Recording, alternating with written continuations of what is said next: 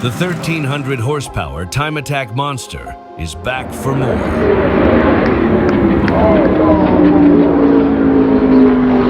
You've seen him break records all around America, win at this event the year before, and move atop the rankings of Tsukuba Circuit in Japan. Now, Feras Qartoumy is back at Sydney Motorsport Park to once again compete at World Time Attack Challenge.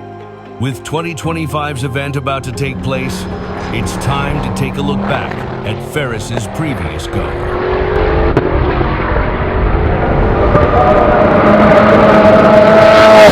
If you're new to the Time Attack format of competition, it's essentially a race against the clock in road-going based cars. What came from tuning shops and privateers in Japan, battling for lap time supremacy, inspired tuners around the world to modify their street weapon of choice. This homebrewed technological arms race would become a risky proposition over the years. With the pointy edge of competition at events like World Time Attack, achieving speeds and record times never thought possible from a tuning car.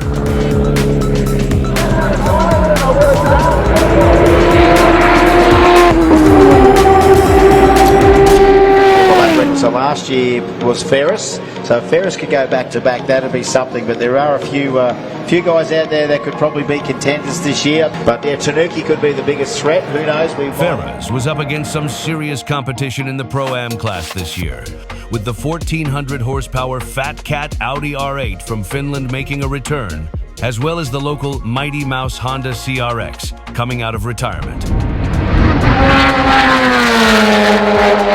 Also in Pro-Am was the Tanuki S13. If GTRs are more your speed, Croydon Racing came to make noise in their carbon-cladded R34. More on this car in a future video.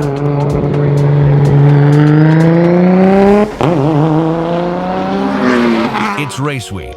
Feras is getting in some of his first practice laps in the Corvette, when signs of something troubling would begin to appear.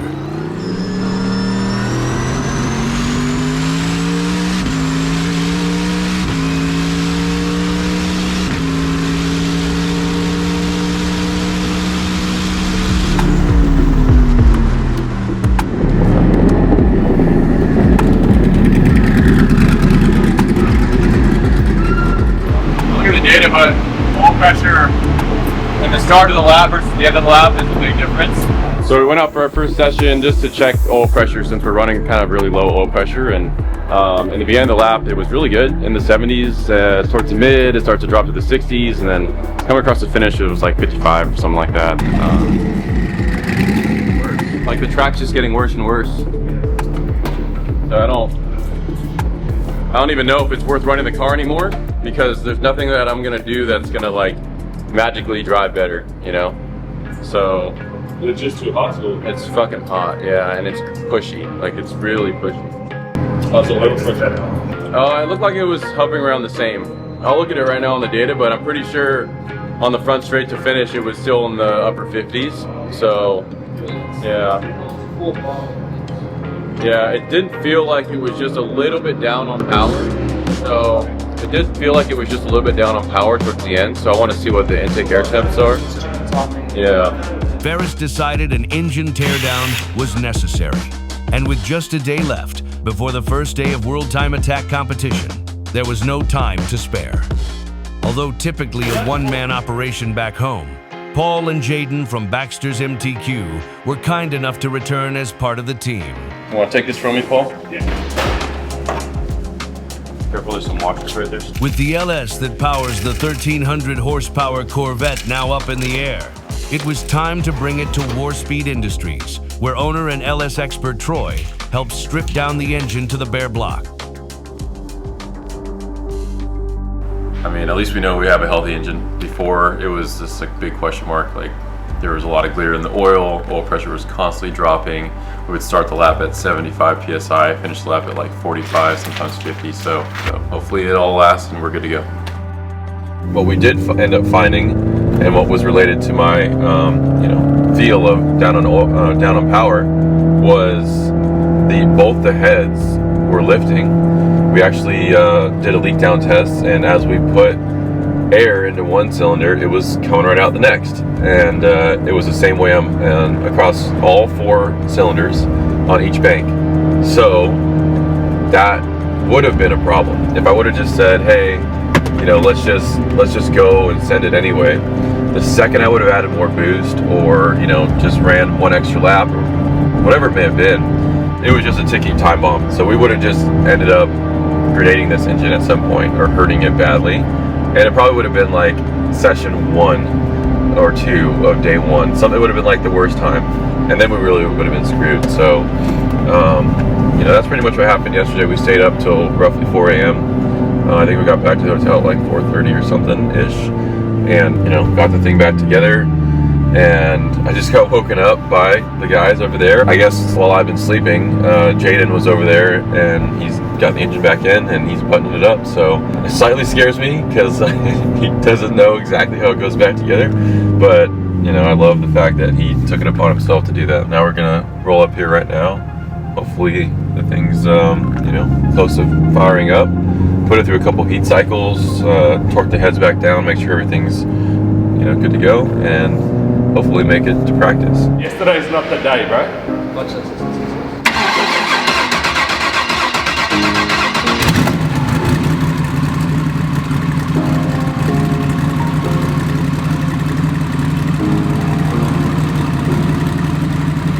Nice. Good job, guys. Thank you so much. Nailed it. Hell yeah. With the issue seemingly resolved, the team could once again feel optimistic about the big weekend. The Corvette was back at Sydney Motorsport Park. The team settled in, and the fans would soon be knocking to see the fastest time attack cars in the world.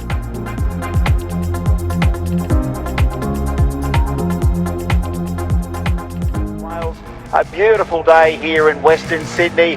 We are currently getting underway with our very first piece of our 2-day event. Joining me on the commentary for this morning is all the way. Day 1 here, World Time Attack Challenge. We just finished the drivers meeting and got the car here. I don't know exactly how I feel about it just yet. We haven't really ran the car at anger since we rebuilt the engine. So right now it's making good oil pressure at idle. Hopefully it's making good oil pressure at wide open throttle. And yeah, I haven't really had the most laps around this track. I wish I had more, but hey, we're gonna do our best and, you know, give it our all. Out of the final turn, 968 on his first registered pass here this morning. It wasn't a perfect lap, but what's it going to be this time? Flies on through 17.914. 17.914 picks up where we left off, and let's have a look, Bart. Let's just have a look here. Now let's see this turn. Let's see this turn. It might just be Plasma Man Pro-Am this year. That is the entertaining class, was the...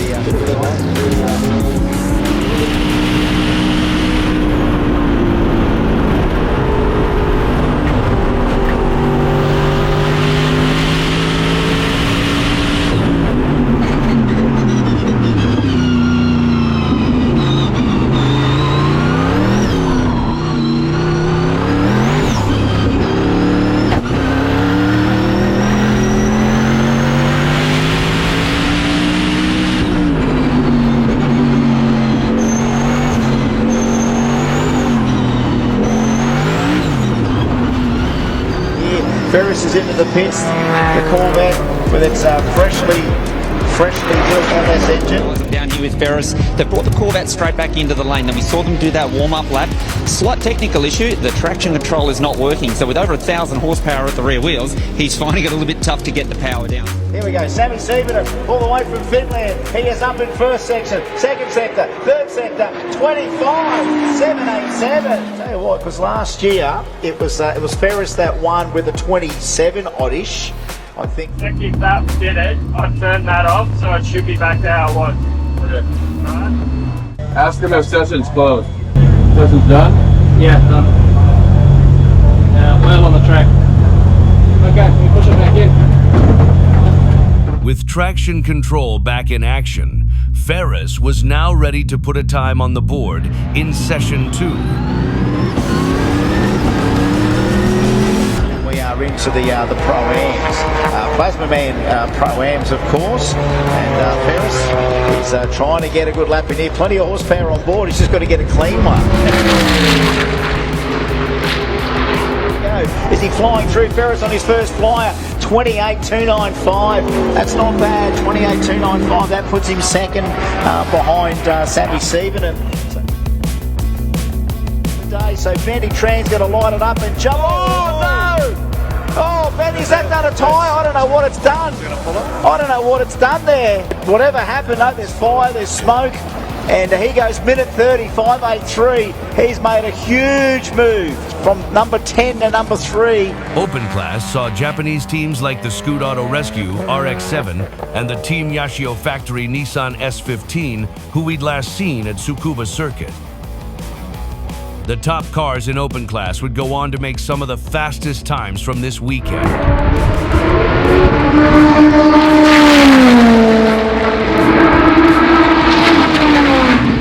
Down here at Turn 1, watching the start of this Pro-Am class is always exciting. You're watching Feras on entry at Turn 1 there. It's only a warm-up lap so far, but already that Corvette's looking fast. We see Tanuki out there, we've got Drew Hall, we've got all the regular contenders here in Pro-Am. This session is going to be electrifying.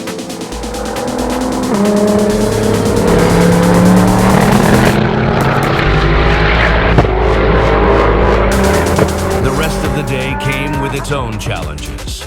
Feras continued to reacquaint himself with the Australian circuit, which would prove to have more drama in store in the very next session.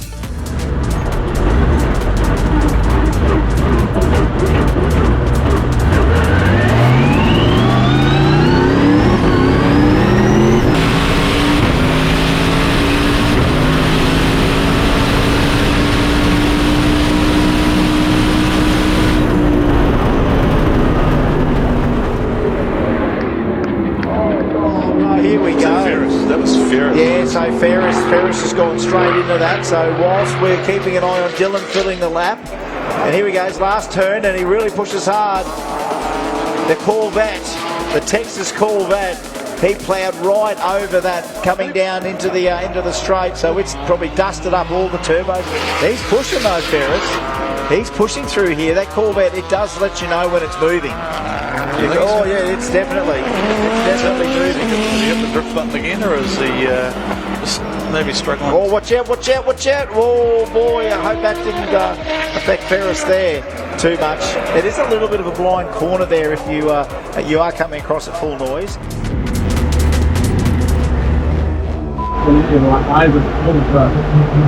127 is a good run though, no? I can't see it, like my eyes were flushed. I was in 26s. Yeah, I was in the 26s. This spectacle of a start through the oil dry still resulted in Feras's fastest lap of day one. A 1:27.7 secured his spot in P2. However, Team USA was far from done here.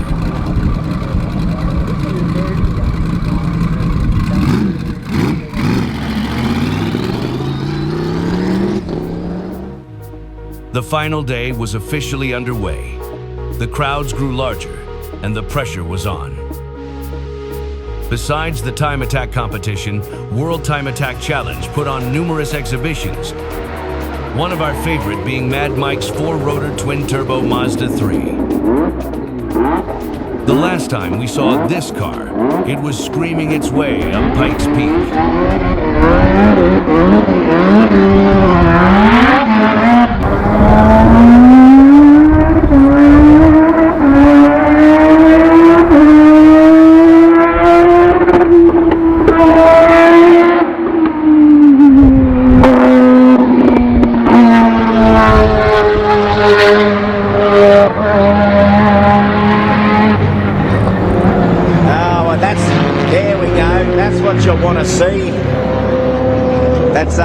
That's on Feras's car, a bit of angle grinder action there. Yes, sir. Don't tell anyone. At least I think you've still got the guard on it. Of course, that's a big no-no on most construction sites. You've got to have the guard on. Joining me on the mic early. So down here in the lane with Feras, we see a lot of action going on around the front of this car. You weren't too happy with the performance of the car yesterday. What changes are you making for this morning? Yeah, so yesterday we saw that the car was pulling timing all the way down to 8 degrees. So anytime I I would gain through the lap, I would lose it pretty much like on any straight, especially the front straight. Seeing that, the turbos just were creating too much heat for the intercooler that I have and the temperatures that we're seeing. So the theory behind what we're doing is going with a larger turbo, so that way the charge temps will be cooler. It won't work as hard and won't create as much heat. So does bigger turbos mean more horsepower effectively?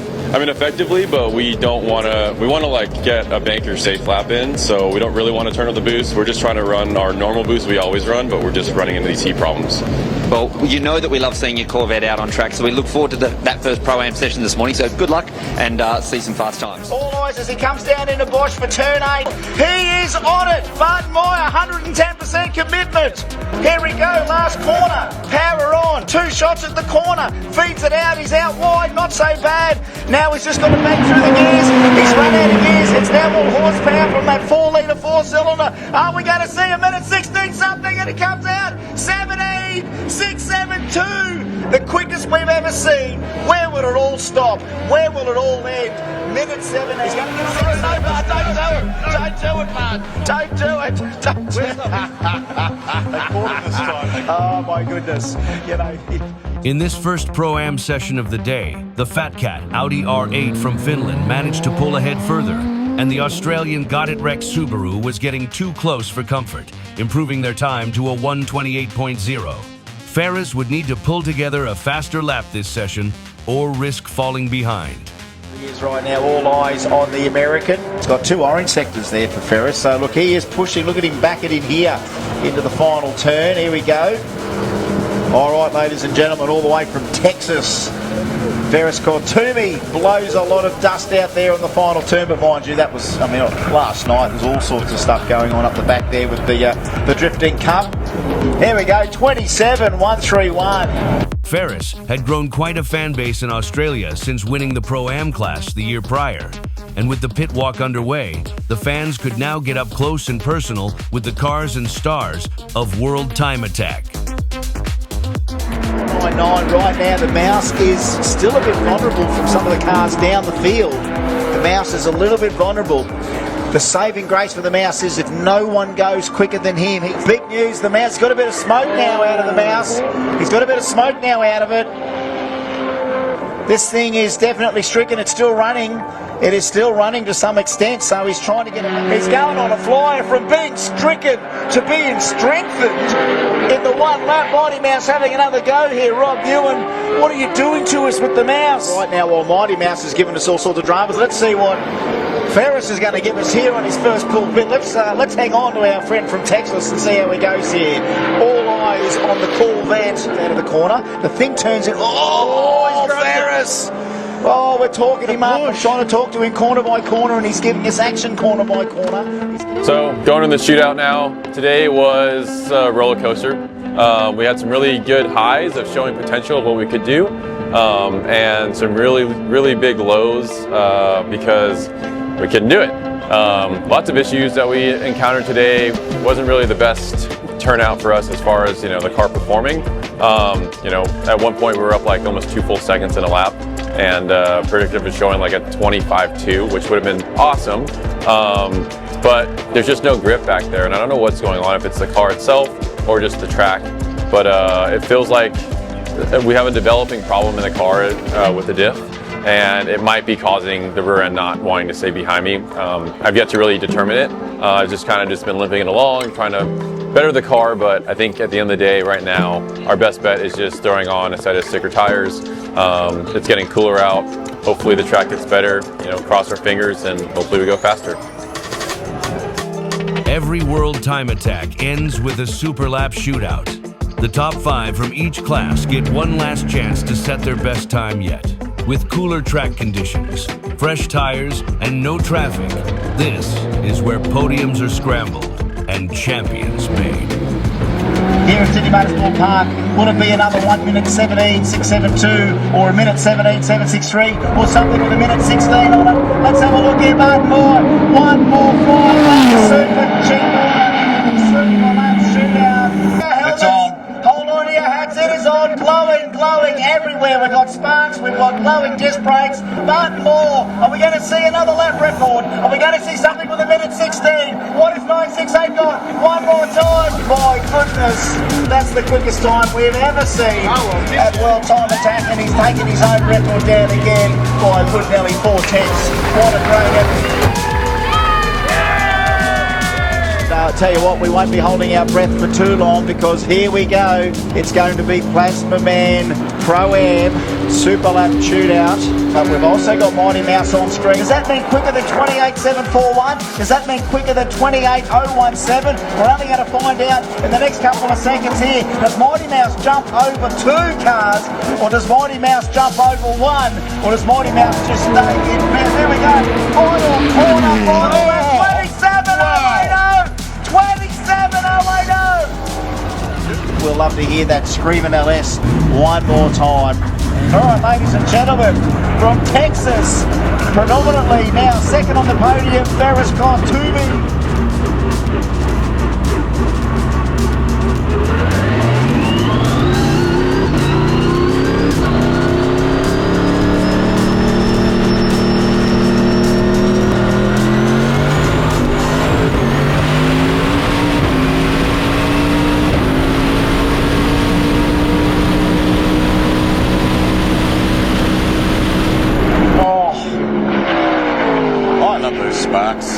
Sydney Motorsport Park at night under these lights is just a beautiful.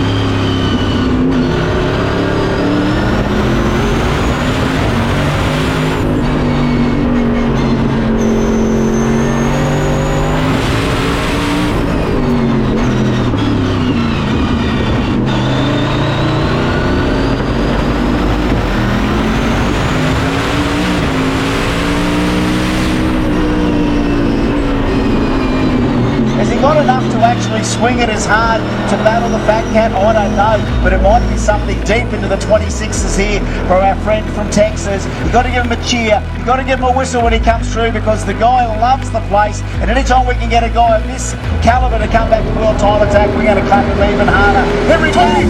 Oh, Feras! 25.458, he gave it every shot. 25.458. Oh boy, just for a second, the guys from Finland had a little palpitation there. 25.458. I don't know what I saw, Bert.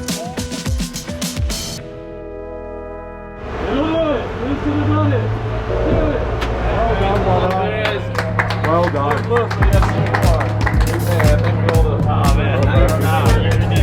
So P2 at World Time Attack Challenge for 2024. I'm so stoked. After everything we've been to, motor changes, like rebuilding an engine overnight, not the easiest thing in the world. You know, building the diff, then the diff having these issues that we've had. You know, new turbos at the last minute. It's been crazy. And for everything that had went wrong, that really could have possibly went wrong, actually do, and the track being as bad as it was, and us for somehow managed to do this. I'm really stoked. I'm honored to be here. I'm stoked to represent the United States of America, and you know, I'm happy that World Time Attack will have me, and for the people of Sydney to be so welcoming, and you know, opening their doors up till 3 a.m. so we can build engines. So you know, thank you to all my sponsors, to absolutely everybody who's helped me get here and continues to push me through all the events that I do. Thank you to Bachelor's MTQ and everybody over there that have helped me out. Garrett Advanced Motion, obviously, of course, and you know, just everybody. I can't do this without you guys, and for you guys to support me like the way you do, whether it be through messages, like phone calls, whatever it may be. Honestly, it helps me push through these tough times when you're down and you're not really feeling confident that you can get in the car and do these things. So to end up on top, to be the actual fastest American here at World Time Attack, you know, I'm stoked. So until next time.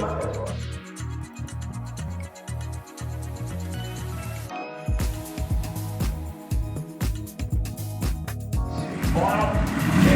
go yeah, okay, so you've got 4 seasons. Okay, you're following